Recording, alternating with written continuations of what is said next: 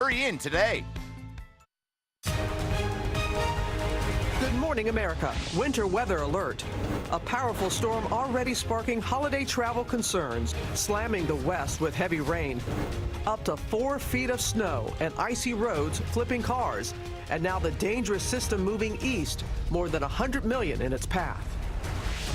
New overnight, Alabama Senate candidate Roy Moore defiant, once again refusing to leave the race as more women come forward accusing him of sexual misconduct. One even claims he called her high school, pulled her out of math class to ask her out.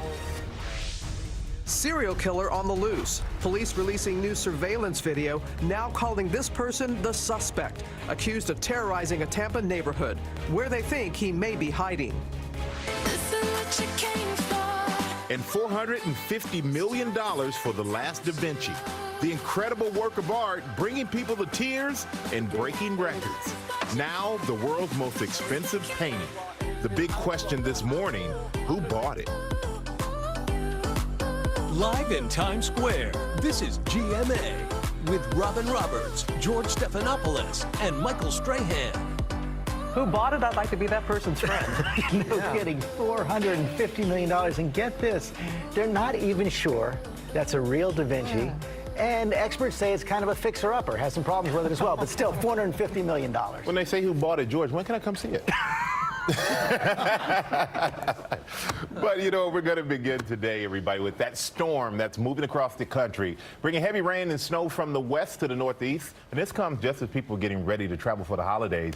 And let's go right to Ginger Z, who's tracking the system for us. Good morning, Ginger. Good morning to you. You know, Thanksgiving just a week away now, so a lot of people have that travel on their mind and starting it this weekend, and that's where problems will begin. They've already begun. You can see this is Interstate 80 in California where spinouts were already happening. They had some snow. It's still happening now, and it's going to be that slick road above 8,000 feet. You can see 1 to 3 feet or even up to 4 feet of snow in parts of the Sierra. Those flood watches on some of the burn scars.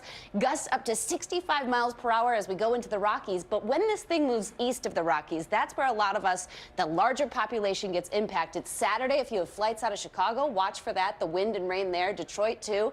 And then as it moves east on Sunday, if you have a flight on Sunday to get anywhere next week along the East Coast, you're going to have wind gusts of some 40 to 60 miles per hour. That will certainly affect flights, guys. It will.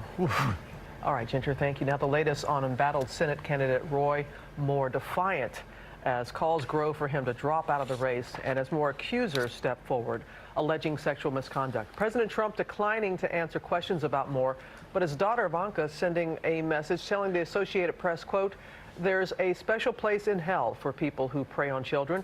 I've yet to see a valid explanation, and I have no reason to doubt the victims' accounts." Our chief national correspondent, Tom Yamas, following the developments in Birmingham, Alabama. Good morning, Tom. Robin, good morning to you. A lot of new developments to get to. As you mentioned, the pressure from Washington is real, and there are now even more allegations. But despite all that, we're still talking to lots of Roy Moore supporters who still support him. They don't believe those accusers, and they want to know why all of this information is coming out nearly 40 years later. Overnight, additional women coming forward saying Roy Moore sexually assaulted or badgered them when they worked at the local mall in Gadsden, Alabama. There's a lot of shame to this. Becky Gray, 22 at the time, says Moore kept asking her out and would linger by the restrooms. Parents are dropping off their 12-year-olds and, 13-year-olds, 14-year-olds. I mean, come on. So anyway, I just thought that was really creepy. Gina Richardson also worked at the mall, and she says Moore hit on her, telling the Washington Post Moore called her at her high school. "Gina, this is Roy Moore." I was like, "What?" He said, "What are you doing?" I said, "I'm in trig class." Richardson says Moore later gave her an unwanted, forceful kiss that left her scared. Moore has denied all accusations of sexual misconduct, and this morning is fighting back and trying to poke holes in at least one of his accusers' account of sexual assault. Mr. Moore attacked me when I was a child. After Beverly Nelson publicly accused Moore of sexually assaulting her when she was 16, her attorney said this. Has Ms. Nelson had any contact with Roy Moore since the incident? No. Right. No, none. But Moore's attorneys say that's not exactly true. As it turns out, in 1999, Ms. Nelson filed a divorce action, and the judge assigned was Roy S. Moore, Circuit Judge of Etowah County. There was contact.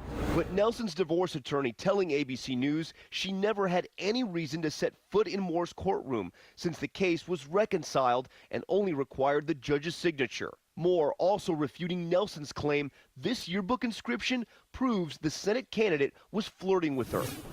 He wrote in my yearbook as follows: to a sweeter, more beautiful girl. I could not say Merry Christmas. Christmas 1977. His attorney demanding the yearbook be turned over to handwriting experts. Look at those two sevens, and then look below at the 77. And I want to ask you, do you think it was written by the same person? We showed a copy of the inscription to our own handwriting expert, who did notice inconsistencies with the sevens, but did say this when it came to the actual message about her looks and Merry Christmas. I don't have all the facts to make a 100% opinion, but from what I've seen, it looks very authentic and genuine that he did write at least part of that note and signed his name. And this morning, there's yet another accuser. Tina Johnson says in 1991, she went to go see Roy Moore for a legal matter. She says Moore kept commenting on her looks, made her feel uncomfortable, and then at the end of the meeting, grabbed her by the backside as she was leaving. Moore, of course, has denied all of these allegations and any impropriety. Robin? And we know he is determined to stay in the race and battle even those in his own party who are asking him, demanding that he step aside. That's right. A Senate Republican scrambled to figure out a plan to make sure Roy Moore doesn't win this race. Overnight, Roy Moore sent this tweet to Senator Mitch McConnell. I want to put it up on the screen now. He tweeted last night, Mitch McConnell, dear Mitch McConnell, bring it on. So clearly sticking in this race and sending a message there to Capitol Hill, Robin. That is clear. All right, Tom. Okay, let's bring in our senior White House correspondent, Cecilia Vega, senior congressional correspondent, Mary Bruce. Cecilia, let's start with Roy Moore right there. We've heard from just about everyone now except President Trump. He does not want to go there, George. I asked him point blank yesterday here at the White House, do you believe Roy Moore's accusers? Do you think he should step aside? He looked at me. He walked away. He did not answer this question. A bit of a caveat from White House aides who are talking about this. They say if this conduct is true, Roy Moore should step aside. Remember, President Trump did not endorse Roy Moore in this race. He also has had his own issues with women who have accused him of sexual misconduct. He has strongly denied that, though. So I am not surprised this is a topic the president does not want to talk about, George. This is hands down the elephant in this room here at this White House. He's got to address this at some point. We'll see how long he can handle on that. Of course, this is crucial to Senate hopes to pass the tax bill as well. That seat could be crucial. I want to bring in Mary Bruce for more on that right now, because, Mary, what we're also seeing now is the first Senate Republican saying they're a no on the tax bill. Yeah, George, this plan could be in real trouble here. Senate Republicans can only afford to lose 2 votes if they want to get this done. And this morning, at least one Republican says he cannot support the current bill. Ron Johnson of Wisconsin says the bill favors big corporations over small businesses. And others like Susan Collins of Maine have serious misgivings about the plan to include a repeal of the Obamacare mandate, concerned about what that could mean for Americans' premiums. And there are other Republicans who still say they are undecided. Now, I've talked with Ron Johnson. He says, for instance, that he wants to get to a yes, but George, it's simply unclear right now if and how they're going to address all these various concerns. Yeah, and whenever you change one part of the bill, it could cause problems somewhere else. Meantime, they are fairly confident in the House today that the House will pass their version of the tax bill.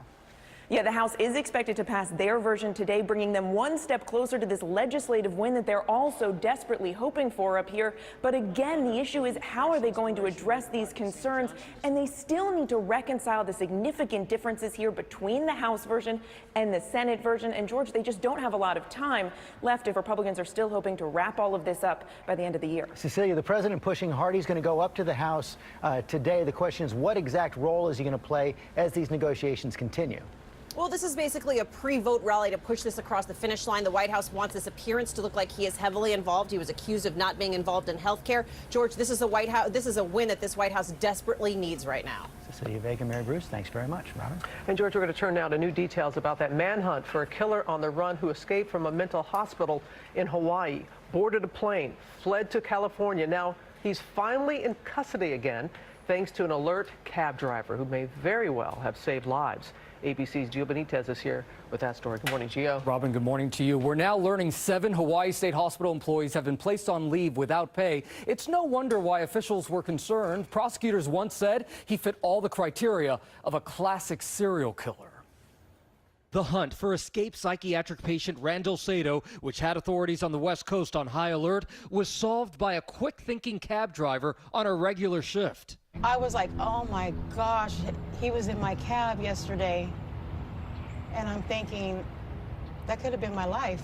That driver, who asked us not to show her face, alerting her dispatch, who alerted police after Sato requested another ride from the company. Sato, once acquitted of murder by reason of insanity after a woman's body was found stuffed into a car at a local mall, made national headlines when he escaped his psychiatric facility in Hawaii and fled to California. Investigators believe Sato didn't escape without help, pointing to this cab ride to a waiting charter jet. The sooner we get there, the better. And we can flight this right. Where he already has a packed bag filled with cash, a portable charger, and a cell phone. I'm on my way. Following the tip from the cab driver, cops swarmed on the cab in this gas station parking lot in Stockton, California. With Sato back in custody, investigators are now focusing on how the patient, considered to be extremely dangerous with a classic serial killer profile, could have escaped from this Honolulu psychiatric hospital, where this morning officials are suspending all visitation, adding security staff, and several employees relieved of duty without pay during the investigation. This same facility has reportedly seen 17 escapes in the last decade. This was premeditated, it was intentional, it was planned, and this is something that was not done by somebody who was suffering from any sort of mental defect or disability. And this morning, there are big questions about who Sato was talking to on that cell phone. Did he receive any help? Where did all that money come from to pay for the flights and cabs? We know his ticket to San Jose was purchased online, but still, George, so many questions. Boy, there sure are, Gio. Thanks very much. We're going to turn now to what could be a major medical breakthrough to help diagnose and treat the brain injury CTE. We've seen so many cases in the NFL, one of the worst, Aaron Hernandez. It's always been diagnosed after an autopsy, but researchers have now confirmed that they detected it in a living patient for the first time. Chief Medical Correspondent Dr. Jen Ashton here to explain. And what's the significance here? George, this is the actual case report right here. Potentially big news in the process of diagnosing CTE, which, as you mentioned, can occur with severe or repeated traumatic brain injury. This time they used something called a PET scan, which shows the brain activity as it uses glucose, and found that there was good correlation between that imaging test and then the findings of this patient on autopsy, in particular the presence of these tau proteins, which clog the connections between nerve cells. So again, pretty significant. So one of the big questions would be, would this test be readily accessible to younger athletes when they first get injured? Not yet, not ready for prime time. We need to do a lot more research. But if you think about the steps of prevention of brain injury, diagnosis, and then management, treatment, and cure, the way we diagnose is critical. If it were as easy to diagnose CTE as it is to diagnose a broken bone with an X-ray, we could be a lot more aggressive with treatment. That's something to keep an eye on. Jen Ashton, thanks very much. Michael? Oh, thank you, George. And also this morning, those 3 UCLA basketball players are now speaking out, apologizing for shoplifting in China. Adrian Bankert is here. And Adrian, President Trump was wondering, are they going to give him a little credit for helping them? That's correct. In fact, they did thank President Trump, and President Trump responding, "You're welcome." He just tweeted to the 3 UCLA basketball players saying, "You're welcome. Go out and give a big thank you to President Xi Jinping of China, who made your release possible, and have a great life." Kind of sounding like a sage here, saying, be careful. There are many pitfalls on the long, winding road of life. In his tweets yesterday, the president said they could face as much as 10 years in jail for what they did. And though they're in trouble with their school big time, and they're in trouble with their coach, he's disappointed. Those players clearly feeling extremely fortunate. They all say they're embarrassed for their actions. Here's what LiAngelo Ball said. I'd like to start off by saying sorry for stealing from the stores in China. I'm a young man. However, it's not an excuse for making a really stupid decision. I'd also like to thank President Trump and the United States government for the help that they provided as well. I'm grateful to be back home, and I'll never make a mistake like this again. And we know all 3 are saying they will never make a mistake like this again. And they're very, very fortunate to be back home. We know they posted bail of $2,200, but they had to stay in a hotel until this all was resolved. So Are they facing any type of penalty here? Oh, absolutely. In fact, they spent one night in Chinese jail before bailing out, then stayed in that hotel, as you mentioned. Back here at home, they have to earn their way back onto the court. They'll be suspended from the team indefinitely, according to the athletics department. As UCLA reviews the situation, they're not going to be traveling with the team. They're not going to be suiting up for games. At some point, they might be permitted to go to meetings and practices, but the athletic department says they're going to be focusing on academics for now. One bad decision can change your life. Yeah, but like you said, they are three very lucky guys. Oh, yeah. Absolutely fortunate. All right, thank you, Adrian. Now to that work of art, making history, a rare oil painting by the original Renaissance man himself, Leonardo da Vinci, selling for a record $450 million at an auction. TJ Holmes, you know he's got all the details for us. Hey there, TJ. Robin, let me tell you what we're talking about here. It's called the male Mona Lisa. They consider it the holy grail of old master paintings. A rare Da Vinci. Only fewer than 20 Da Vincis are known to be out there. Now, this thing was expected to go for around $100 million.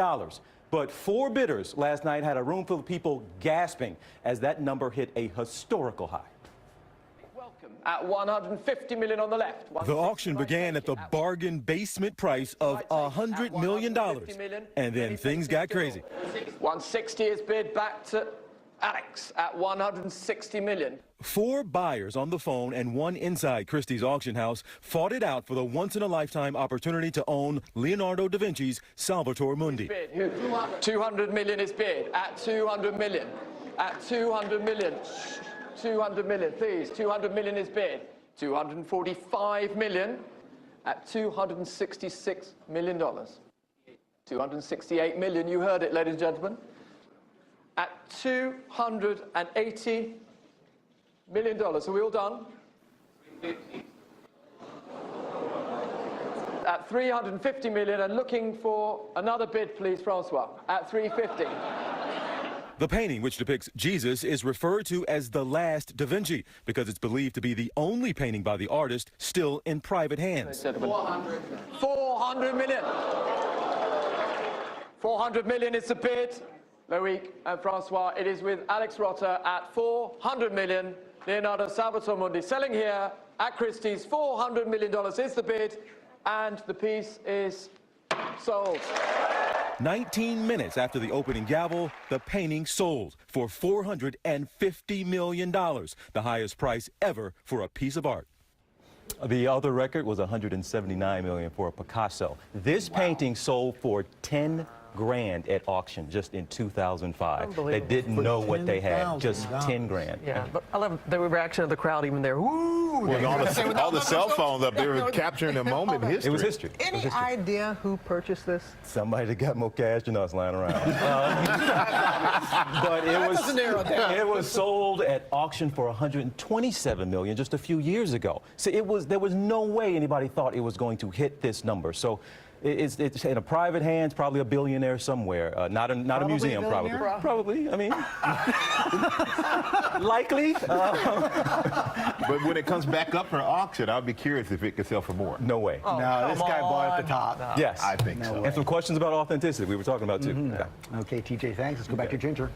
And you know what? We start with the rain and snow. Sonoma County already 2.5 inches of rain, but look at that high snow total for the Sierra up through the Rockies. You can see 1 to 2 feet in Colorado Rockies. And then the lake effect impacts for parts of Pennsylvania, New York. Look at that. That's for the weekend. Your local weather in 30 seconds. First, the Windy Cities, brought to you by Burlington. We always come to Burlington to buy our coats. And we also come to give them back, to help those in need. Can't beat the brands, the styles. And when we donate a coat at Burlington, we get 10% off our entire purchase. It makes buying coats here even more meaningful. Bring in your coats! I recommend you all go in your closets, grab a coat, and let's make this the warmest season ever. It's getting a little cold outside, so I wanted to remind everybody to go and donate a coat. Donate your coats. Make sure you donate your coats. Thank you. Go now to any Burlington store to donate a coat and join our coat drive. We'll have sunshine today and mild conditions, but our winds are really going to be picking up today. Wind gust up around 30 miles per hour around the midday time period. So lunchtime today will be quite breezy, and then gusts to about 25 miles per hour for the afternoon and evening rush when you head home. We'll be cooler tomorrow, stepping it down from 58 today to 51. Your high temperature tomorrow, still sunny. Clouds roll in early Saturday. Expect a high of close to 60 degrees, and then cold and blustery for Sunday. Thanksgiving looking dry. Coming up, police have released this new surveillance video of the suspected Tampa serial killer. just moments before a murder. Nice. This stuff disappears in our house. Oh, check this out.